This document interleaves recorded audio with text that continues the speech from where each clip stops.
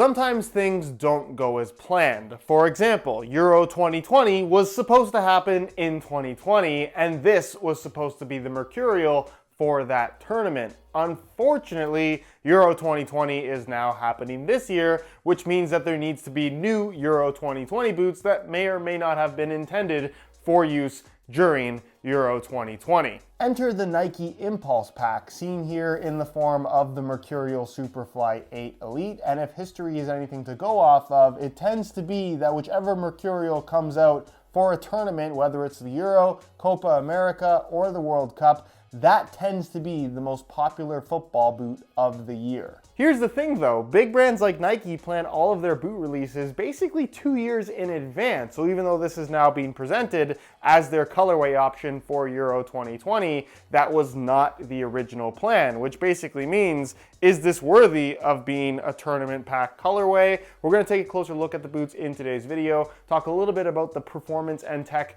of the current Mercurial Superfly 8, and of course take a look at how they fit and feel on feet. So if you're interested in learning more, please stick around and watch the entire review. And if you're interested in a pair for yourself, you can click the first link down below. That's going to take you to the review page on my website, where you'll find buy it now links with exclusive SR4U coupon codes, where you'll be able to pick these up or the Vapor variant below their normal retail prices. As always, if you guys do end up enjoying the video, please don't forget to support it with a like. And I've also noticed that a lot of you guys who watch my content aren't actually subscribed to the channel. If that happens to be you, it would mean a lot to me if you could hit that subscribe button along with the little bell notification so you get notified when the next new video goes live. So first things first, the colorway, and feel free to share your opinions on the way these look down below in the comment section. The two predominant colors you're gonna find here are what Nike is calling Dynamic Turquoise and Lime Glow, which is very similar to Volt Yellow, maybe a little bit more muted and maybe slightly greener, but in general, especially from a distance, it ends up looking like Volt. But the teal color they've gone with on the upper, I actually quite like the look of, and there aren't too many colorway combinations that we've seen from Nike or even from other brands that look quite like this. So in terms of being a unique colorway, especially for a pair of Mercurials, I think Nike's actually done a pretty decent job here. And we've also seen some variation in the graphics. It's a subtle variation, but it's a variation nonetheless, where you'll notice you still have the Nike swoosh, but instead of the ghosted swoosh underneath, you can see you have this kind of Mercurial-esque chevron pattern kind of just flowing around the Nike swoosh, just highlighting it in that neon yellow color. You also have it around the small swoosh here on the medial side. Then they've incorporated it on the back of the heel with the Mercurial branding, which is different from every past colorway of Mercurial up until this point. You have the speed wings in that accent color of the Lime Glow, and then you also notice that the underlayer or the lining material is in more of that turquoise but in a slightly darker shade. The matte actual grid pattern mesh is in turquoise as well.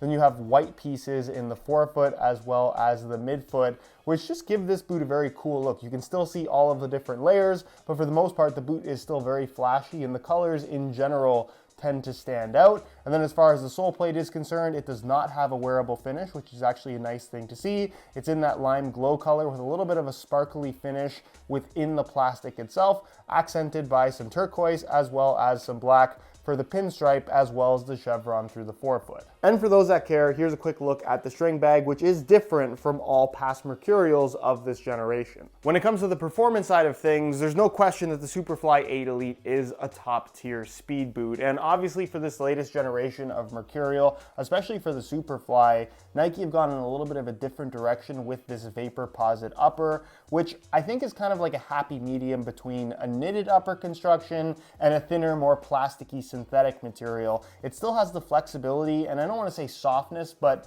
the movement of a knitted upper in terms of how it flows with your foot, but it kind of has the rawness and pinginess of a synthetic upper that I think a lot of longtime Mercurial fans who missed the Tajin synthetic days of the Mercurial Vapor and early Superflies, they've kind of given that back to the Mercurial series with this new Vaporposit upper. Superfly obviously does feature the mid-cut dynamic fit collar, which is an extra $25 over the Vapor 14, and that really is the only difference. Even the heel construction now remains pretty well the same between the Superfly and the Vapor. So if you like having the collar, go for the Superfly. If you don't need it or you just prefer the look of the Vapor, like myself, I'd recommend saving the $25 and just going for that variant of the boot. And then of course, the sole plate and stud pattern. It hasn't undergone a lot of change. Basically, I would say since the Mercurial Vapor 11 and Superfly 5, where they introduced that anatomic sole plate, obviously they've now gone to this split sole system, which is a little bit thicker and arguably a little bit better long-term in terms of durability. Certainly offers a little bit more kind of responsiveness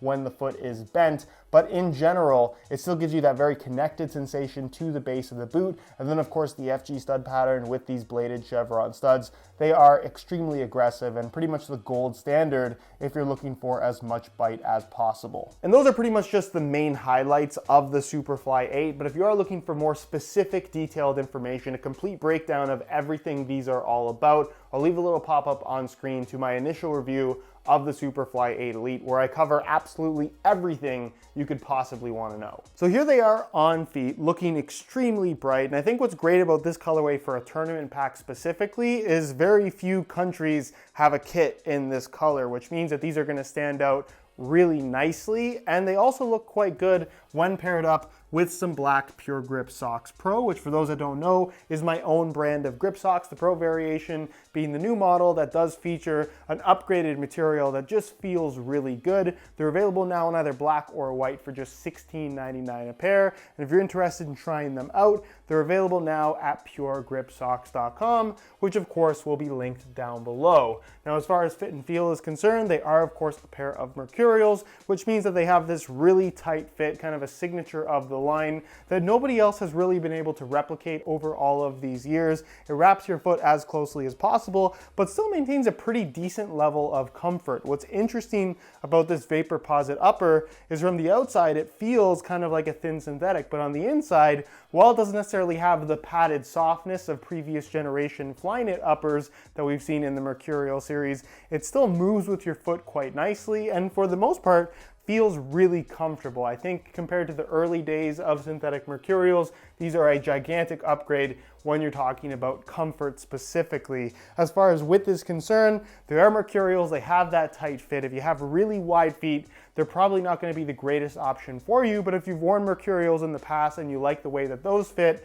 you're really not going to have any issues fitting into these either. And then as far as sizing is concerned, I'm wearing these in my usual size 9.5 US, and the fit and the length is perfect. So if you're looking to order some for yourself, I would strongly recommend going true to size in order to achieve the best possible fit. Anyways guys, that's it for this one. Hopefully you enjoyed the video. If you did, be sure to support it with a like. Again, if you're interested in a pair of these for yourself, first link down below, go ahead and check it out. If you have any questions, as always, feel free to leave them down below in the comment section and I'll do my best to get an answer out to you. If you're not subscribed to the channel already, make sure you hit that subscribe button along with the little bell notification so you get notified when the next new video goes live. You can find all my social media information linked down below in the description as well. And other than that, guys, thank you so much for watching and we'll see you in the next one.